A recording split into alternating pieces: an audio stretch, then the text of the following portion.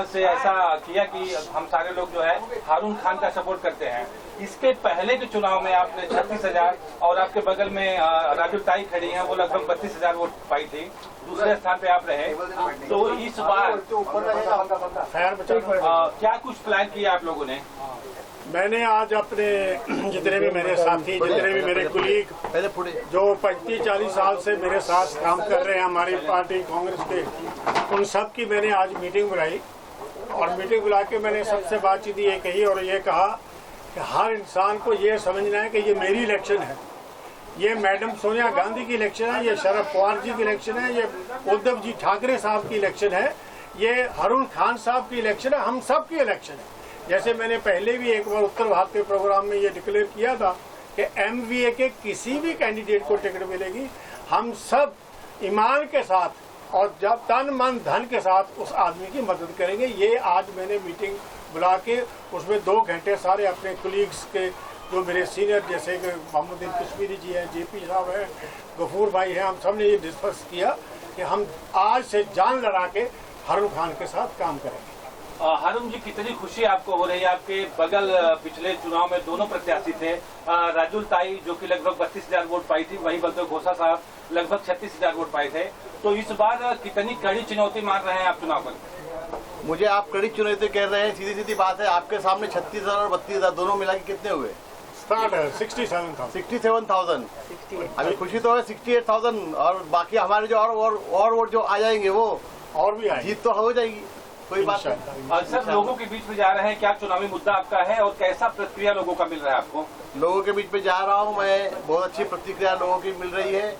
मैं वर्सोवा के विकास के लिए काम करूँगा, मैं हमारे सड़कों के लिए काम करूँगा, जो JVLR 10 सालों से रुका हुआ है वो ब्रिज को पूरा करने के लिए मैं काम करूँगा। मैं हमारे जो बिल्डिंग जो जर्जर है उसके लिए काम करूँगा, जिसको OC नहीं है उसके लिए काम करूँगा, जिसके लिए जो रास्ते खराब है, जैसे हमारे इंटरनल रोड जो है, इंटरनल रोड पे किसी का ध्यान नहीं जाता। इंटरनल रोड में सीवर लाइन का प्रॉब्लम है, इंटरनल रोड में आपको स्टॉप वाटर ड्रेन का प्रॉब्लम है और इंटरनल रोड इतने खराब है कि कोई इस पर ध्यान नहीं देता। मैं उस पर ध्यान दूंगा। वर्सोवा विधानसभा के अंदर हमारे कोलीवाड़े हैं, कोलीवाड़े में बड़े पैमाने पर वहाँ पर जो कोलीवाड़े के बेचारे गरीब जो अपने मेहनत से कमाए हुए जो पैसे हैं, धन है, वो अपने घर में अपना घर बनाने के लगा रहे हैं। उनके घरों पे जो बुलडोजर चलाया जा रहा है, मैं जीत के आने के बाद सबसे पहले वो ये बुलडोजर जो है वो मैं रुकवाऊंगा। सबसे पहले मैं वो काम करूंगा। दूसरा है हमारे कोलीवाड़े भाई जो मछुआरे हैं, जो अपना काम करके आते हैं तो उनके लिए धक्का नहीं है, मैं धक्के के लिए काम करूंगा। मैं उनको जो सब्सिडी मिलती है डीजल के ऊपर, वो 6-7 महीने तक उनको डीजल में सब्सिडी नहीं मिलती और उनको अपनी चप्पलें घसनी पड़ती है, मैं उसके लिए काम करूंगा। जो हमारा वर्सोवा के अंदर जो हमारी खाड़ी है, वो खाड़ी में जो गंदगी है वो बराबर सफाई नहीं होती, मैं उसकी सफाई के लिए काम करूंगा।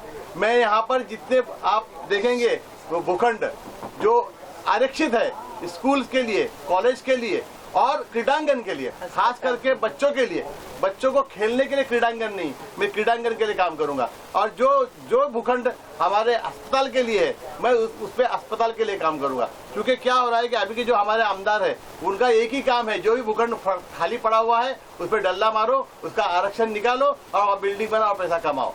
मेरा काम वो नहीं रहेगा। मैं जमीन से जुड़ा हुआ कार्यकर्ता था, मैं जमीन से जुड़ा हुआ कार्यकर्ता हूं और भविष्य में जीतने के बाद भी मैं जमीन से जुड़ा हुआ कार्यकर्ता ही रहूंगा।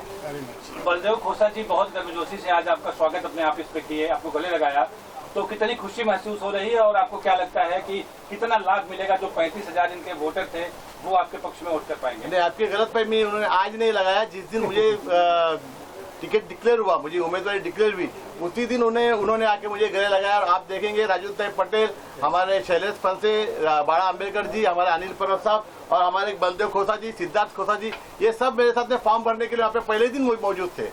और आज जो है वो हमारी पदयात्रा में बलदेव जी ने जो जोशो खरोश दिखाया है, मेरे साथ में पहले दिन से ही महाविकास आघाड़ी के सभी घटक के दल के जो है नेता कार्यकर्ता जुड़े हुए हैं। कांग्रेस, राष्ट्रवादी कांग्रेस, समाजवादी पार्टी, आम आदमी पार्टी, CPM सारे घटक दल के लोग मेरे साथ पहले दिन से जुड़े हुए हैं। और खास तौर से हमारे शिवसेना के जो हमारे राजुलताई पटेल है, शैलेश पंसे है, बड़ा अम्बेडकर जी है, और हमारे शिवसेना के सारे उपविभाग प्रमुख, शाखा प्रमुख, महिला शाखा प्रमुख और हमारे कार्यकर्ता, घटक प्रमुख, उप शाखा प्रमुख, सारे के सारे पूरी जोर और शोर के साथ में मेरे साथ जुड़े हुए हैं।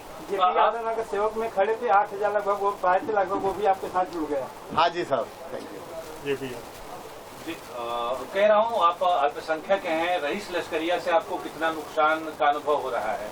लोगों को मालूम है रईस लश्करिया जिस पार्टी से खड़े हैं वो बी टीम है। अब वो किसकी बी टीम है वो मुझे आपको बताने की जरूरत नहीं, वो आपको मालूम हो जाएगा। और लोगों को मालूम है कि बी टीम को वोट देने से उनके वोट खराब होने वाले हैं। वो वोट कटवा लोग जो खड़े हुए हैं वो उनको कोई फर्क पड़ने वाला नहीं है। राजुलताई जी, मेरा सवाल आपसे होगा, पिछले विधानसभा चुनाव में आपने बहुत अच्छा परफॉर्मेंस दिया। आपके जो वोट थे वो किसी पक्ष से नहीं बल्कि आप अपक्ष चुनाव खड़ी थी। जाहिर सी बात है, इससे यह साबित होता है कि वो सारे के सारे 32,000 वोट आपके पर्सनल व्यवहार पे हैं। तो इस बार आपका सपोर्ट हारून जी को है, क्या लगता है आपको? हारून खान ये हमारा महाविकास आघाड़ी का उम्मीदवार है और इस उम्मीदवार को जिताना ये हमारा फर्ज है। महाविकास आघाड़ी माननीय उद्धव जी, माननीय राहुल गांधी जी, माननीय शरद चंद्र पवार जी, इन्होंने जो निर्णय दिया वो निर्णय हमारे सर आंखों पे है। हम लोग सब मिल के हारून खान को जिताएंगे। हारून खान हमारा भाई है और हम सब मिल के उसके साथ में खड़े हैं और जितने ज़्यादा से ज़्यादा वोट हम घुमा सकते हैं उतने घुमा के लोगों को, मैं तो कहती हूँ कि लोगों ने मन बना लिया है। लोगों ने मन बना लिया है, लोगों ने कह दिया है कि हम सब मसाल के साथ हैं और आज ये महाविकास आघाड़ी की जीत होने वाली है। 23 तारीख को हम सब गुलाल उड़ाएंगे। आपके ही पार्टी से निकल के राजू पेंडेकर अपक्ष चुनाव लड़ रहे हैं, तो उसका कुछ असर पड़ेगा हारून खान जी के ऊपर? सही देखेंगे ना तो उनकी गलतफहमी है कि मैं इनको हराऊंगा और मैं जीत के आऊंगा, ये इनकी गलतफहमी है। हमारे सही में देखेंगे तो शिव सैनिक ये कहीं जाने वाले नहीं है। शिव सैनिक के कट्टर वोटर सब रहने ही वाले हैं। अगर जो कुछ भी होना है, उन्होंने जो सोचा है वो उनका काम है, वो जो करना है वो करेंगे। हमें इतना ही मालूम है कि हमारी शिवसेना महाविकास आघाड़ी की मसाल जीतने वाली है और महाविकास आघाड़ी हम जीतने वाले हैं और मसाल पे ज्यादा से ज्यादा लोगों के वोट आएंगे। हारून साहब, अंतिम सवाल आपसे। आपके एक तरफ बहन, एक तरफ भाई, बलदेव गोसा जैसे दो हाथों के साइड में दोनों लोग हैं, तो क्या अपील करना चाहेंगे वर्षोवासियों से?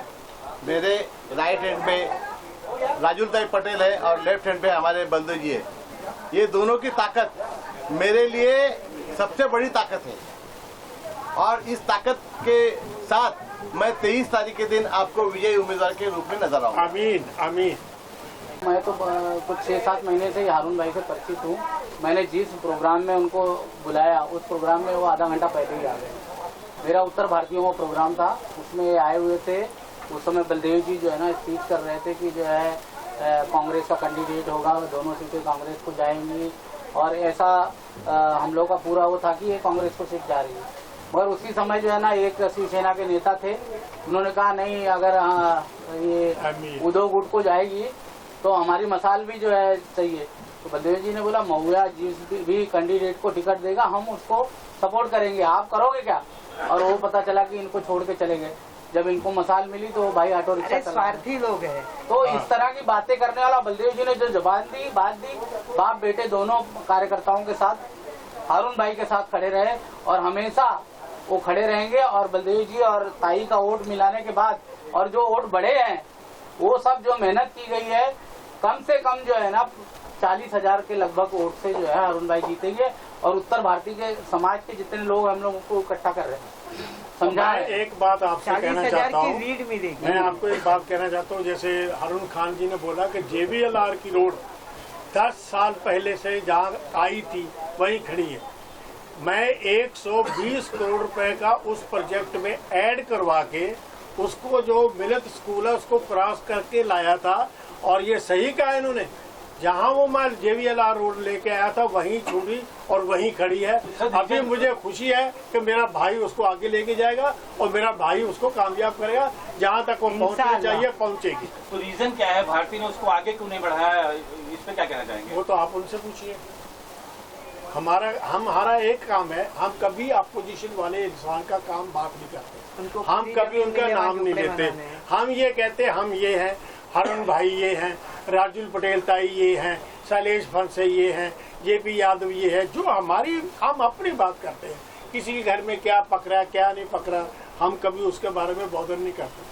हम ये भी नहीं कहते कि उन्होंने किया या नहीं किया।